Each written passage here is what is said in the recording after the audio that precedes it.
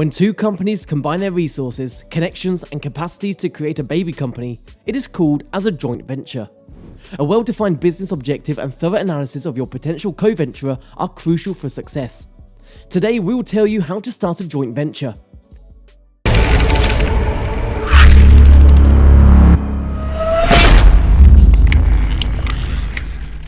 But before starting the video, please subscribe to the channel and click on the notification icon so you will get notified when we upload the next video. 7. Are you ready for a joint venture? The answer to this question cannot really be answered by a straight yes or no. In fact, I suggest that you delve deeper into your company to find out if you are ready to do this. First, it is important to look into your current business strategy.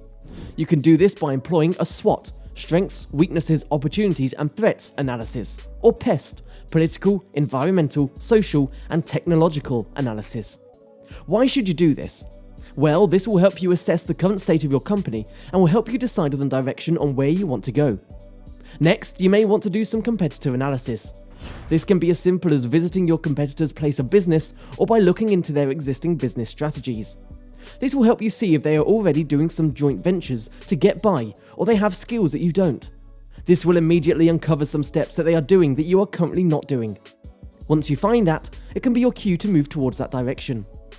Third, you should also look inside your company. You need to assess how receptive your employees are to the idea of a joint venture and if they can easily adjust when it happens. Be clear about your expectations and outputs. This will put everyone in the same page and will ultimately help you reach your goals at a faster rate. Lastly, think about why you want to have a joint venture. Do you want it to expand your market? Do you want to do it so that you can learn new skills? Remember that joint ventures are not just for marketing. You can also use it for research and development. It is very important to be very specific on what you want before you proceed. 6. Planning your joint venture. Once you have decided that you'll push through with the joint venture, it is time to create your plan. This will help you sort out your objectives, define your possible contributions, and define what you want from a joint venture partner. This is also a time when you should decide on the expectations in your joint venture agreement. This way you have everything sorted out right before you look for a partner. 5. Choose your joint venture partner. To create a joint venture, the first thing you'll need to do is choose a joint venture partner. Having a well-defined business objective in mind will allow you to look for and identify a co-venturer that complements your business and can help you achieve your goals. Perhaps you have developed an exciting new technology but lack adequate resources to access the right market for your product. You might look for a company with a good market presence in that area, and then you could jointly sell, promote, and distribute your product. Once you've identified a company that is a good match with your business goals, you'll want to spend time focusing on whether your two companies are a good fit. To create a successful alliance, your businesses and the key players in each company will need to be able to work well together. Spend time getting to know the people you'll be working with and the core values of the business. What is their attitude towards collaboration? Do the business leaders share your level of commitment? Will the corporate cultures of your two companies mesh? How financially secure is your potential partner? What kind of management team do they have in place? How is the company performing in terms of production, marketing, and personnel? Most importantly, are the people in charge people you can trust?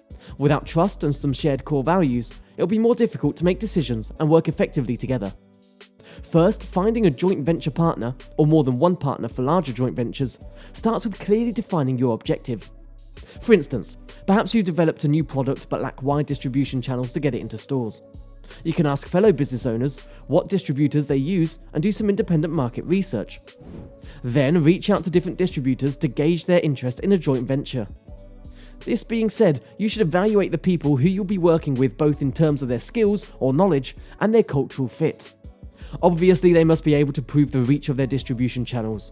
However, you should also assess how committed they are to the final goal. Can you trust the people in charge? What's the financial condition of the company, and what are their financial expectations from the joint venture? Does the firm have any other commitments or conflicts of interest that would hurt this arrangement? When trying to find a partner, you should be prepared for a lot of negotiation and back and forth in the process of forming your arrangement. You might need to exchange production schedules, customer lists, and other proprietary details with your would-be partner, and they'll need to share their own information.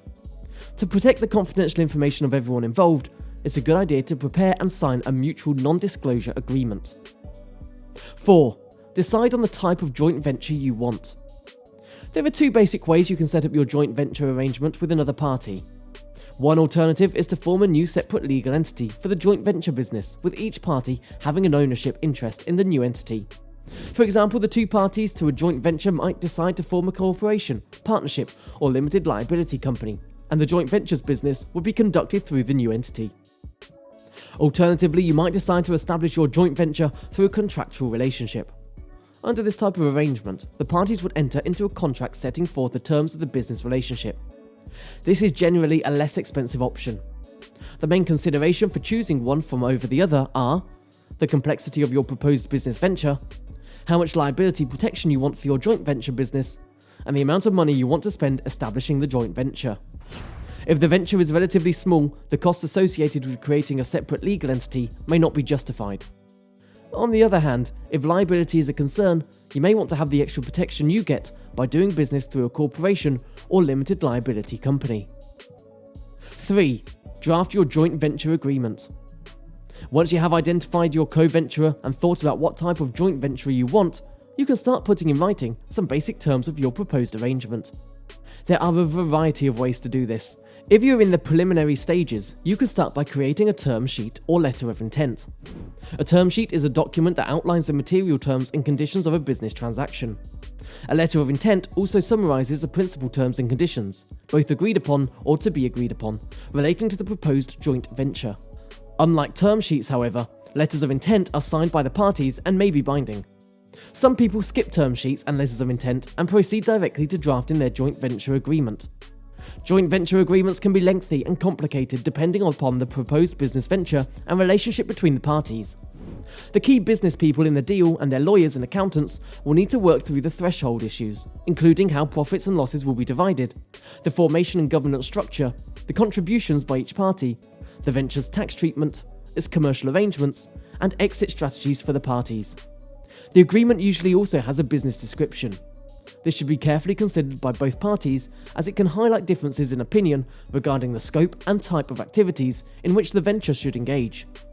You may want to form a deal term that has the assigned responsibility of navigating through these issues and executing the deal. 2. Pay taxes. As with any profit-seeking enterprise, you must pay taxes when you're part of a joint venture. As we mentioned above, the taxation of your joint venture depends on how the arrangement is structured. If you form a separate legal entity, any profits of the joint venture will be taxed based on the entity type. For example, C corporations pay a 21% flat income tax rate on business profits, and shareholders pay taxes again on dividends.